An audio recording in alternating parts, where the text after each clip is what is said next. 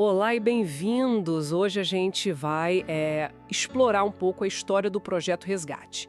É uma organização evangélica, né, sem fins lucrativos, lá em Buriticupo, no Maranhão. A nossa base é um vídeo que conta a trajetória deles. Queremos entender, assim, como a iniciativa começou, quem foram as pessoas-chave e, claro, como ela cresceu, né? Porque começou pequena. A ideia central, pelo que a fonte conta, é que tudo nasceu de revelações divinas e também de momentos de crise pessoal bem fortes.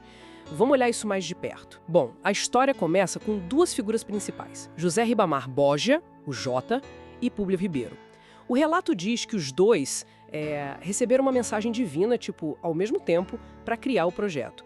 O Jota teve uma experiência muito marcante em 2020, um acidente de trânsito, sabe? Ele viu um motociclista quase morrer. E naquele momento ele fez um voto. Falou com Deus que se o homem sobrevivesse, ele ia começar um trabalho de evangelização. E o homem sobreviveu. Pouco depois, já em janeiro de 2021, foi a vez do Públio Ribeiro. Ele ficou muito mal com Covid-19, bem grave mesmo. Sim, entre a vida e a morte, né? Como o vídeo descreve. Exato. E aí, durante esse período, ele também teria recebido uma mensagem, uma garantia divina de que ele não morreria e que, olha só, ele estaria envolvido num grande projeto. E a fonte até menciona um detalhe curioso: a cura de um soluço que não passava, apresentado como um sinal, né? Pois é. O interessante aqui é como a narrativa conecta esses eventos. Duas crises pessoais muito sérias, um quase acidente e uma doença grave.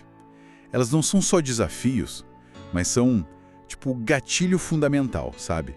Uma coisa orquestrada por Deus, segundo a visão deles, para unir os dois nesse propósito. Sim, essa ideia de um plano maior fica bem clara. E fica mais interessante ainda. A fonte diz que Deus teria revelado para o Jair o nome Projeto Resgate, que, aliás, era um nome que o Jair já tinha usado num evento lá atrás, em 2004. E mais, que o Públio seria o presidente. Exato, essa convergência de informações é crucial na história que eles contam.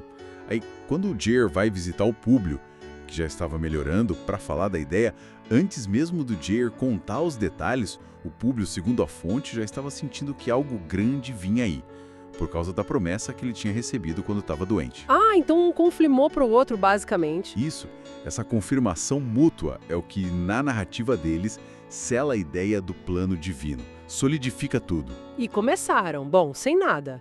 A fonte traz uma frase forte sobre isso, né? Aquela: a gente não tinha nada, a gente só tinha cara e nem coragem nós tínhamos. Mostra bem a dificuldade inicial. A primeira mobilização mesmo foi em 28 de fevereiro de 2021. Não faz tanto tempo assim. E começaram com 12 pessoas, um número bem simbólico. Verdade. O Públio, diz o relato, logo associou aos 12 discípulos de Cristo. Isso dá um peso, né? Uma moldura espiritual e histórica para a missão desde o comecinho. E mencionam a irmã Eva como a primeira mulher e cantora do grupo. É bom ter esses detalhes. Sim, dá um rosto, né? Humaniza a história. Apesar desse início humilde e das dificuldades, eles foram atrás de se organizar. Buscaram a formalização. Não ficaram só na base da fé e da vontade. Enfrentaram a burocracia. Que não deve ter sido fácil. Com certeza não, mas conseguiram o CNPJ, o estatuto e até o reconhecimento como entidade de utilidade pública. Isso é muito importante. Por quê? O que isso muda na prática? Bom, vai além do papel, da legitimidade. Abre portas para parcerias, para buscar recursos, talvez até benefícios fiscais.